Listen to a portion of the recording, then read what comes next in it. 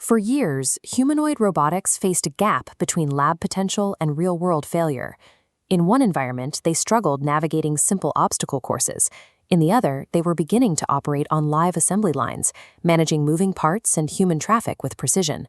In 2026, the industry moved past the research phase and began active commercial deployment. This wasn't a localized trend. Figure AI, Tesla, Boston Dynamics, Neurorobotics, and Apptronic all moved their respective platforms into pilot production within the same 12-month window. Mechanical schematics from this period show only incremental improvements in hardware components like servos and actuators.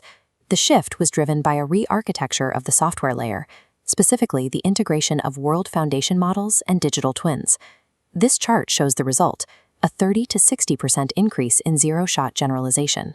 For the first time, robots could be placed in unfamiliar environments and perform tasks they hadn't been explicitly trained for. Physical interaction has become a data modeling and simulation problem rather than a purely mechanical one. We can see this logic in practice at the BMW factory. These suspended vehicle frames create a highly unpredictable environment where the exact positioning of parts can vary by centimeters every few seconds. For Figure AI, the goal of this deployment was task generalization, ensuring the robot could handle these variations without human intervention. World modeling allows the robot to recognize when a chassis is slightly out of alignment and adjust its grip in real time. This reduces the need to manually reprogram the unit for every minor assembly line change. Tesla applied a similar strategy with the internal deployment of its Optimus robots. Tesla utilized its existing full self-driving video data and compute stack, applying years of road-based spatial intelligence to the factory floor. This influx of real-world video data helped the Optimus unit model physical space more accurately.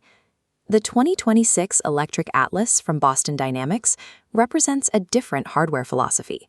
While the physical joints and whole-body control are highly sophisticated, the hardware requires a new level of intelligence to be effective. Boston Dynamics began integrating Atlas with Google DeepMind's foundation models to address this requirement. This partnership focuses on long-horizon planning, allowing the robot to reason through complex interactions that require multiple, sequential physical steps. Across all three platforms, the strategy is the same.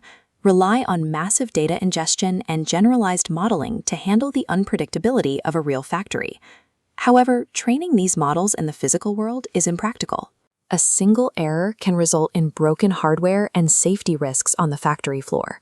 To bypass this exact problem, the industry utilizes a sim-to-real bridge. This is a digital twin, a high-fidelity, physics-accurate simulation of the target environment, where a digital robot runs thousands of iterative training loops, failing and recalibrating without any physical cost. This repetition builds a robust operational policy, significantly lowering the required real-world demonstration data.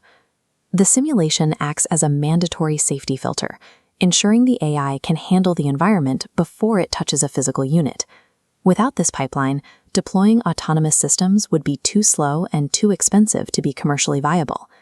At the center of this transition is a new class of software, world action models. In 2026, NVIDIA released Cosmos 3, a model designed to unify world generation, reasoning, and action into a single architecture. The first phase is world generation. Here, data from the robot's cameras is used to predict a future visual state. The AI is essentially imagining the next several seconds of its environment based on its current sensor inputs. The second phase is causal reasoning. The model identifies the relationships between objects to understand how they interact. This layer allows the model to predict what happens when an object is pushed, lifted, or dropped, modeling the basic physics of the workspace. Finally, the system moves to action generation, converting that reasoning into specific vector control signals. The robot's physical movements are the direct output of these future predictions and physical reasoning steps. This architecture was the focus of the 2026 World AI Conference, where its impact was measured against industry-standard benchmarks. Research teams at the conference reported that using these world modeling techniques improved generalization benchmarks by 40 to 70%. This leap in logic allowed models to navigate the long horizon and multi-step tasks that previously stalled robotic autonomy. Cosmos 3 represents a shift toward a single, continuous pipeline that manages both prediction and physical action. Despite these architectural advances, scaling these deployments faces 4 significant friction points. The first is computational cost. Generating real-time predictions and reasoning through physical causality requires constant, high-level compute resources that are expensive to maintain. The second is the persistent sim-to-real gap. No matter how high the fidelity of a digital twin, simulations cannot perfectly replicate every friction coefficient or lighting change in the real world, leading to occasional failures in complex tasks. Third is the difficulty of safety validation for autonomous behavior. It is an immense engineering challenge to certify a system as safe when its actions are generated dynamically in response to its environment, rather than following a fixed script. The final bottleneck is physical hardware. While AI cognition has advanced, hardware capabilities in battery life and finger dexterity still have significant ground to cover. 2026 established the world model as the standard architecture for humanoid robotics. Competition has now shifted to optimizing the software stack against the constraints of real-world physics and compute.